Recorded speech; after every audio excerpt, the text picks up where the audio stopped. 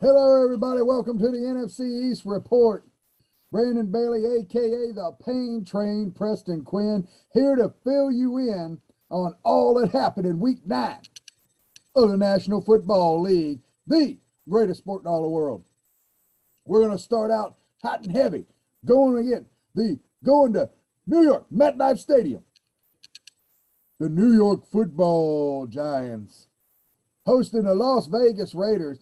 Las Vegas traveling all the way across the country to hit that 1 o'clock game. Severe, and underrated disadvantage to any football team. And to them, their internal clocks, they're playing at 10 o'clock in the morning, folks. A lot of you ain't even rolled out of bed at that time. The stats on that game: Daniel Jones, a pedestrian, 15 of 20 for 110 yards and a touchdown, but Devontae Booker really getting the job done. 21 carries, 99 yards, 4.7 yards a carry, added in crucial catches and gaining first downs, really got the Giants over the hump and puts them at 3-6 and drops the Las Vegas Raiders to 5-3 by a score of 23-16. The New York Football Giants shocking the world this week. We're not going to give you exactly what you want yet. You people want to know what I think about Dallas. You're going to have to wait. You're going to listen to the whole thing. Really chaps me to have to do it. Really. Fly, Eagles, fly. Philadelphia Eagles traveling out there to Los Angeles, lovely Los Angeles, to take on the Chargers. And they went out there and gave it all they had. Not so much Jalen Hurts, but the defense at least. Jalen Hurts, 11 of 17 for 162 yards and a touchdown. Once again, in a losing effort, if that's the pedestrian numbers your quarterback puts up, they've got a leash on him for a reason. It's because they know he really can't get the job done through the air. So Philadelphia drops one, 27-24, dropping their record to 3-6, 3 games out of first place already. And the Chargers finally bounced back to a 5-3 record. Let's talk about Justin Herbert for a second. The prototype, ladies and gentlemen, the prototype for exactly what you look for when you're looking for a quarterback in the professional ranks of the National Football League. 32 of 38, 356 yards and 2 touchdowns. This man was nearly perfect versus Philly. Fly, Eagles, fly, once again to another hard loss. We love that song. It's such a sweet song, and it somewhat softened the blow. It somewhat put a little cream on my backside after the way the Denver Broncos on national television stooped my Dallas Cowboys in front of God and the world, in front of women and children. They stooped the Dallas Cowboys right on television. And we all had to watch it. I don't know where to begin. Teddy Bridgewater, 19 of 28, 249 yards and a touchdown. The numbers don't look big, but I'm going to tell you what, ladies and gentlemen, the third down conversions were. It didn't matter how long the damn third down conversion was. They got it. That had been Dallas's forte at stopping teams on third down all season. And everything got reversed. 30-16. It should have been 30-0. But Dallas was able to get a couple of garbage time touchdowns. Oh, you fans out there of certain teams, you know what garbage time stats are. You're used to that, especially the rest of the East. But Dak Prescott, 19 of 39, 232 yards, 2 touchdowns, and a pick. Boy, he looked rough. Dak Prescott was way off the mark, and it didn't help when he was finally on the mark. The receivers and the running backs dropped the ball.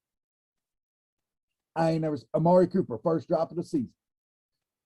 How in the world does a team go out there and block a punt? It bounces forward over the line of scrimmage, through one of our guys' hands, back into the possession of Denver Broncos, giving them a first down. That right there, that's when I knew the game was over. When you are just destined to lose, those types of things happen. And I'll tell you why. The universe has a way of correcting itself, folks. I've always said this. Dallas should not have beaten the Minnesota Vikings with Cooper Rush at the helm. We stole one. Well, the universe just took it back. In a game everybody was sure Dallas would win and win big. They went out there and played their worst football I've seen in years with the starting lineup.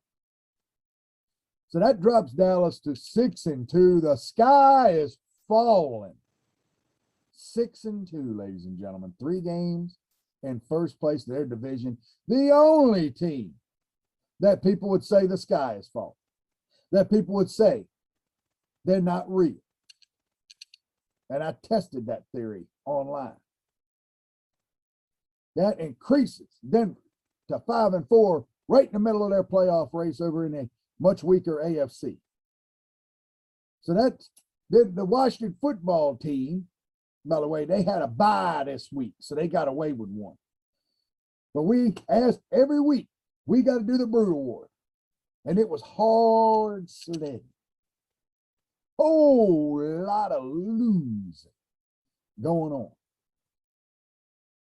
And we're going to bring out this. This should be an extra size. So we're going to get it real close to make it look big. This should be an extra size one because the whole Dallas Cowboys team gets the Brood Award. The offense, the defense, the special teams, right here. You stumped. You need to splash Brood on it, and you need to burn the tape.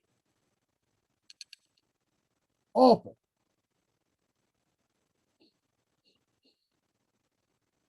You were disgusting, and you need Brute, ladies and gentlemen. Brute, splash on by Fabergé, may be the only thing that can make the Dallas Cowboys smell good this week. Now we're going to add a little quick segment here. We're going to talk about next week, and we're going to have SuperJock himself. One moment. SuperJock. Goodness.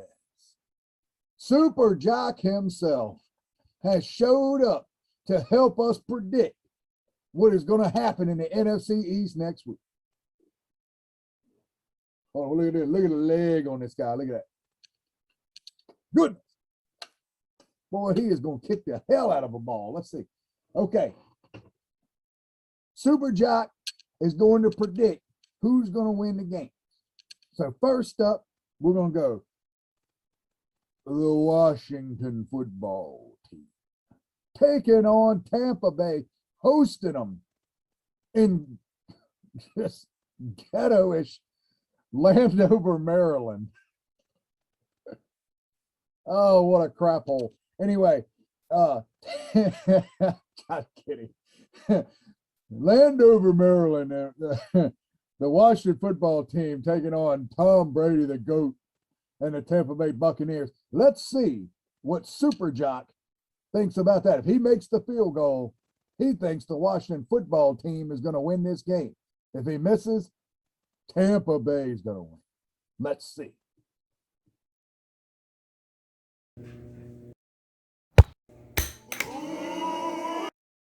There you have it, folks. SuperJock himself with a clear miss, and he thinks Tampa Bay is going to win that game going away. Now we take you to Philly.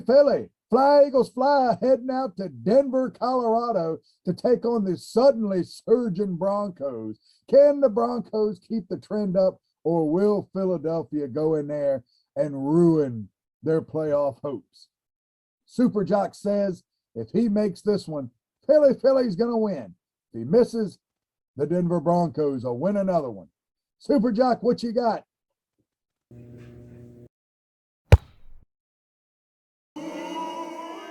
Miss, another miss.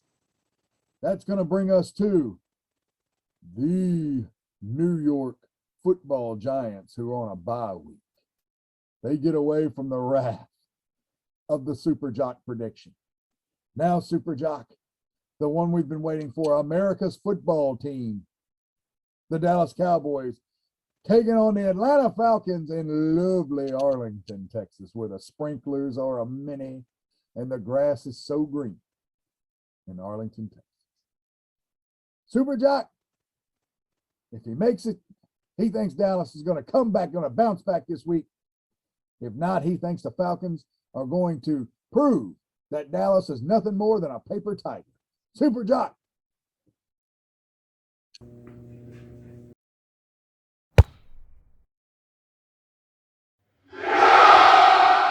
There you have it. Right down the middle from 52. The SuperJock says Dallas is going to win that one, running away big.